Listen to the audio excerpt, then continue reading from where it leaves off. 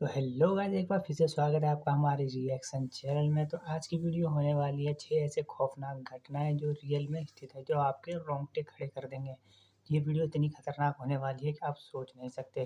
तो वीडियो में बने रहो लास्ट तक, देखते हैं क्या होता है। Let's play. इतिहास की 6 खौफनाक और रोंगटे खड़े कर देने वाली घटनाएं। दोस्तों, आज की हमारी ये वीडियो ऐसी सच्ची घटनाओं पर आधारित है जिनके बारे में जानकर आपके होश उड़ जाएंगे। आज हम आपको ऐसे ही अजीबोगरीब किस्सों के बारे में बताने जा रहे हैं जो आम व्यक्ति की सोच से परे हैं। क्या आपने कभी सुना है कि एक ऐसा इंसान जो भूतों की पहेलियों को सुलझाया करता था, लेकिन उसकी मौत खुद एक पहेली बनकर रह गई। एक ऐसी जगह जहाँ पर चुड़ैल आकर घर के दरवाजे पर अपना नाम लेकर पुकारती हो, या फिर एक ऐसी शैतानी किताब जिसे पढ़कर मानसिक संतुलन तक बिगड़ जाए। इन सभी रहस्यों पर से एक एक करके आज अपनी इस वीडियो में से पर्दा उठाएंगे। तो चलिए दोस्तों, बिना देरी किए शुरू करते हैं वीडियो और जानते हैं इन सभी रहस्यमयी सच्ची घटित घटनाओं के बारे में, जिसे सुनकर और देखकर आपके भी रोंगटे खड़े हो जाएंगे। Number 6, the crying boy painting. दोस्तों, एक ऐसे मासूम बच्चे की पेंटिंग जिस पेंटिंग को लोगों ने घर से निकाल दिया। मासूम बच्चे की इस पेंटिंग की वजह से लोगों के घरों में लगी आग के कारण पूरे शहर में इस पेंटिंग की चर्चा होने लगी। लोगों ने इस पेंटिंग को शापित पेंटिंग का नाम दिया। जी हाँ दोस्तों, इटली के महान पेंटिंग आर्टिस्ट जियोवनी ब्रागोलिन के द्वारा बनाई गई एक रोते हुए बच्चे की पेंटिंग, जिसे उन्होंने द क्राइंग बॉय का नाम दिया था। साल 1950 के दशक में इस पेंटिंग ने उन्होंने इतनी जान डाल दी थी कि इसकी जितनी भी कॉपी बनाई गई थी वो सब देखते देखते बिकती चली गई। उस दौरान इटली के शहर में इस पेंटिंग का रुतबा हर तरफ बढ़ता ही चला गया। लोग इस मासूम रोते हुए बच्चे की पेंटिंग को देखते बहुत ही भावुक होने लगे, जिस कारण से लोगों ने इस पेंटिंग को खरीदकर अपने घरों में रखना शुरू कर दिया। बस यहीं से इन लोगों की जिंदगी में उलटफेर होना शुरू हो गया। एक फायर ब्रिगेड कर्मचारी की माने तो उन्होंने कहा था कि जिस भी घर में आग लगी थी वहां पर इस रोते हुए बच्चे की पेंटिंग को पाया गया था। फायर ब्रिगेड कर्मचारी ने कहा कि आश्चर्य की बात तो तब हो गई जब पूरा का पूरा घर जल गया, लेकिन इस पेंटिंग को आज तक नहीं आई। मतलब इस पेंटिंग को कुछ भी नहीं हुआ। लोगों का मानना था कि इस रोते हुए बच्चे की पेंटिंग में बुरी शक्तियां वास करने लगी हैं, जिस कारण से ये सब हादसे होने लगे। इसके बाद लोगों ने अपने घरों से इस रोते हुए बच्चे की पेंटिंग को निकालकर बाहर फेंकना शुरू कर दिया, जिसके बाद हादसों में भी काफी हद तक कमी पाई गई, जिस कारण से लोग द क्राइंग बॉय पेंटिंग को शापित मानने लगे। इस पेंटिंग के ऊपर बहुत से टीवी सीरियल्स और डॉक्यूमेंट्री भी बनाई गई और दुनिया भर में इस पेंटिंग को शापित पेंटिंग के नजरिए से देखा जाने लगा। नंबर 5, नेल बा। दोस्तों, आपने भूतों की कहानियां तो अक्सर कई बार सुनी होंगी, जिसमें सबसे ज्यादा आपने चुड़ैलों की कहानियां सुनी होंगी। यहाँ तक कि हवेली में भी भूतों का वास है, ये भी सुना होगा। लेकिन क्या आपने कभी ऐसा सुना है कि किसी चुड़ैल ने किसी शहर या फिर गांव में कब्जा कर लिया हो? आप में से बहुत से लोगों का उत्तर होगा नहीं। लेकिन आज हम आपको एक ऐसी चुड़ैल के बारे में बताएंगे जिसने एक शहर में कब्जा कर लिया था। ये बात है साल 1990 की। भारत के कर्नाटक में स्थित बेंगलोर शहर पर चुड़ैल ने अपना कब्जा कर लिया था। चुड़ैल की शुरुआत मल्लेश्वरम और राजाजी नगर से हुई थी। यहाँ पर रात के समय जो भी व्यक्ति अपने घर से निकलता था, चुड़ैल उसे मारकर खा जाती थी। देखते देखते ये बात मल्लेश्वरम और राजाजी नगर में पूरी तरह से फैल गई थी। रात के समय इन दोनों नगर के लोग अपने घरों से निकलने से डरने लगे थे। लोगों के मन में ये भय पूरी तरह से बैठ गया था कि अगर वो रात को बाहर निकले तो चुड़ैल उनको खा जाएगी। शुरुआत में जिसने भी इस बात को सुना वो मजाक बनाने लगा, लेकिन जब ये बात असलियत में सबूतों के साथ सामने आने लगी तो लोग भी हैरान हो गए और डरने लगे। जिसके बाद मल्लेशम और राजाजी नगर में चुड़ैल की कहानी की बात देखते देखते पूरे बेंगलोर शहर में फैल गई और लोगों ने रात के समय अपने घरों से पूरी तरह से बाहर निकलना बंद कर दिया। चारों तरफ सड़कों चौराहे पर सन्नाटा छा गया। जिसके बाद चुड़ैल ने लोगों के घर में जाकर दरवाजे पर आवाज लगानी शुरू कर दी। एक बार एक दंपत्ति अपने कमरे में सोए हुए थे। चुड़ैल उनके कमरे के बाहर आकर उस औरत के पति की आवाज के रूप में आवाज लगाने लगी, जिससे औरत आवाज सुनकर खड़ी हो गई। लेकिन जब उसने देखा कि उसका पति तो उसके साथ सोया हुआ है, तब वो थोड़ा सा डर सी गई। जिसके बाद उसने अपने कमरे की खिड़की से झांककर बाहर की तरफ देखा तो उसको कुछ भी दिखाई नहीं दिया। फिर वो पलटकर अपने बिस्तर की तरफ सोने के लिए चल पड़ी। अचानक चुड़ैल ने फिर से उसके पति के रूप में आवाज लगाई, जिसके बाद वो औरत डर गई और उसने जैसे ही नालेबा शब्द कहा, उसके बाद आवाज आना बंद हो गई। इस नालेबा शब्द को कहने के बाद चुड़ैल ने आवाज लगाना बंद कर दिया। देखते देखते ये नालेबा शब्द पूरे बेंगलोर के लोगों को पता चल गया। तब लोगों ने इस नालेबा शब्द का अपने घरों के बाहर लिखना शुरू कर दिया। जिसके बाद वहां पर चुड़ैल की आवाज आना बंद हो गई और हादसे होने भी कम हो गए। इसके बाद भूतिया जगह के रूप में नालेबा शब्द को कहने लगे। इस नालेबा शब्द पर कन्नड़ भाषा में एक फिल्म भी बनाई गई है और बॉलीवुड हिंदी भाषा में एक हॉरर मूवी जिसका नाम स्त्री था, उसकी कहानी इस नालेबा जगह के साथ पूरी तरह से मेल खाती है। क्या आपने सुना है कि इस नालेबा के बारे में? तो हमें कमेंट करके जरूर बताएं। Number 4, Gaurav Tiwari death and enigma. एक ऐसी मौत की घटना जो आज भी एक पहेली बनी हुई है, जिसने दिल्ली जैसे बड़े शहर में द्वारिका सोसाइटी को भी हैरान करके रख दिया। एक ऐसा व्यक्ति जो भूतों से नहीं डरता था, भूतों के बारे में काफी जानकारी रखता था, जिसे लोग पैरानॉर्मल एक्सपर्ट कहकर पुकारते थे क्योंकि वो इंडियन पैरानॉर्मल सोसाइटी के सीईओ थे। इस शख्स का नाम गौरव तिवारी था। गौरव तिवारी 6000 से भी ज्यादा ऐसी डरावनी जगहों पर अपनी रिसर्च को अंजाम दे चुके थे जहाँ पर किसी के भी जाने की हिम्मत नहीं होती थी। गौरव तिवारी रात के समय में भी ऐसी डरावनी जगहों पर जाते और अपनी गैजेट की मदद से भूतों से बातें भी किया करते थे। गौरव तिवारी का मानना था कि जैसे हमारी जिंदगी है वैसे भूतों की भी जिंदगी होती है, जब तक कोई उनकी लाइफ में दखल न डाले तब तक वो भी अपनी लाइफ को नॉर्मल तरीके से जीते हैं। इसके अलावा गौरव तिवारी ने मेन वर्ल्ड के एक इंटरव्यू में ये भी कहा था कि 98% भूतों की कही जाने वाली बात केवल अफवाहें होती हैं, सिर्फ 2% ही असलियत में सही पाई जाती हैं। एक बार गौरव तिवारी अपने घर में अपने बेडरूम में अपनी पत्नी के साथ लेटे हुए थे, तब उन्होंने अपनी पत्नी से एक बात शेयर करते हुए कहा कि उसे कोई अद्भुत शक्ति अपनी ओर खींचना चाहती है और अपने साथ चलने को कहती है। इसके बाद 7 जुलाई 2016 का वो दिन जब गौरव तिवारी अपने कंप्यूटर में कुछ काम कर रहे होते हैं। थोड़ी देर बाद गौरव तिवारी बाथरूम जाते हैं। जैसे वो नल को खोलकर पानी की कुछ छींटे अपने चेहरे पर डालते हैं, उसी वक्त एक जोर की आवाज आती है और ये आवाज गौरव तिवारी के गिरने की थी। जब घर के सदस्यों ने जोर से गिरने की आवाज सुनी तो वो गौरव तिवारी के कमरे की तरफ भागे और देखा कि गौरव बाथरूम के फर्श पर बेसुध हालत में गिरे हुए हैं, जिसके बाद उनको उठाकर लाया गया। जब डॉक्टर ने आकर गौरव तिवारी को देखा तो गौरव की मौत पहले ही हो चुकी थी। आश्चर्य की बात तो ये थी कि गौरव को ना तो हार्ट अटैक आया और ना ही उनके शरीर पर किसी भी तरह की कोई चोट के निशान थे। ये सारी घटना एक पहेली से कम नहीं थी। आज तक भी ये नहीं पता चल पाया कि गौरव तिवारी की मौत कैसे हुई, जबकि वो खुद एक पैरानॉर्मल एक्सपर्ट माने जाते थे। भूत प्रेत चुड़ैलों की पहेली की तरह आज भी गौरव तिवारी की मौत भी एक पहेली बनकर रह गई है। अब हम अपनी इस वीडियो में आगे बढ़ते हैं और आपको कुछ और सच्ची घटनाओं और आधारित अजीबोगरीब किस्सों के बारे में बताते हैं, जिसे सुनने के बाद आपकी आंखें खुली की खुली रह जाएंगी। Number 3, island of death. दोस्तों, एक ऐसा आइलैंड जहां पर भूतों का मंडराता है साया। हर कोई इस आइलैंड पर जाने से डरता है। दोस्तों, इटली के वेनिस और लीडो शहर के बीचों बीच वेनेटियन खाड़ी में स्थित पोवेग्लिया नाम एक आइलैंड है जो मौत का आइलैंड के नाम से मशहूर है, जिसके पीछे एक किस्सा है और इसके पीछे इतिहास रचा जा चुका है। आज से लगभग 3000 साल पहले जब इटली में एक भयंकर प्लेग बीमारी हर तरफ फैली हुई थी, तब जितने भी लोग बीमारी से ग्रस्त मरीज थे उन सबको इस आइलैंड पर लाकर रखा जाता था। जिसके बाद यहाँ पर मरीजों की संख्या इतनी बढ़ने लगी और प्लेग बीमारी से ग्रस्त होने की वजह से बहुत से मरीजों की मौत होने लगी। प्लेग बीमारी से किसी भी तरह का कोई भी उपचार न होने के कारण उस समय के शासक ने लोगों को इस आइलैंड पर जिंदा जला दिया, जिसकी संख्या लगभग 1.60 लाख से ज्यादा बताई जाती है। इसके बाद जितने भी शहर के अंदर प्लेग बीमारी से मौतें हुई उन सभी को इस आइलैंड पर लाकर दफन कर दिया गया था। तब से इस आइलैंड को भूतों के आइलैंड के नाम से जाना जाने लगा और यहाँ पर भूतों का वास होने लगा। इसके बाद साल 1922 में इस आइलैंड पर एक मेंटल हॉस्पिटल बनाया गया, जहाँ पर दिमागी हालत वाले मरीजों को लाकर उनका ट्रीटमेंट किया जाता था। यहाँ पर डॉक्टर और स्टाफ के अलावा कुछ मरीजों ने भी भूत देखने का दावा किया था, जिसके बाद यहाँ पर डॉक्टर समेत स्टाफ की बॉडी रहस्यमय हालत में मिली। इसके अलावा कुछ मरीजों की भी मौत हो गई। इसके बाद इस भूतिया आइलैंड की बातें हर तरफ फैलने लगी और इसे भूतिया आइलैंड के नाम से जाना जाने लगा। फिर वहाँ की सरकार ने इस आइलैंड पर जाने के लिए पूरी तरह से रोक लगा दी। अब कोई भी व्यक्ति या मछली पकड़ने वाले मछुआरे भी इस आइलैंड के आसपास नहीं जाते। वहाँ की सरकार ने इस आइलैंड को कई बार बेचने की भी कोशिश की, लेकिन किसी ने भी इस भूतिया आइलैंड को खरीदने में कोई भी रुचि नहीं दिखाई, क्योंकि कोई भी इस आइलैंड को खरीद कर अपनी मौत को दावत नहीं देना चाहता था। नंबर 2,